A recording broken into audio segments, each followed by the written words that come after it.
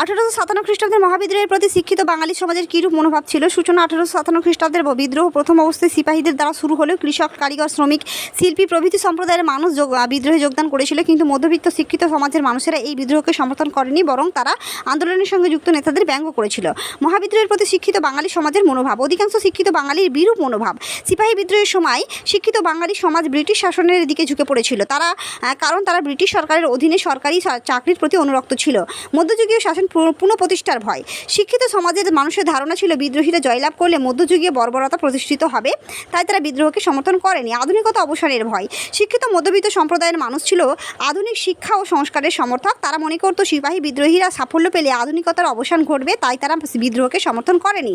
শেষে একটা মূল্যায়ন দেবে। সিপাহী বিদ্রোহের শেষ পর্বে ব্রিটিশ সরকার যখন কঠোর দমননীতি প্রয়োগ করে, তখন শিক্ষিত মধ্যবিত্ত সম্প্রদায়ের ব্রিটিশদের প্রতি মোহভঙ্গ হয়। তারা অনুভব করে যে ব্রিটিশ শাসন কখনো ভারতবাসীর কল্যাণ করতে পারে না।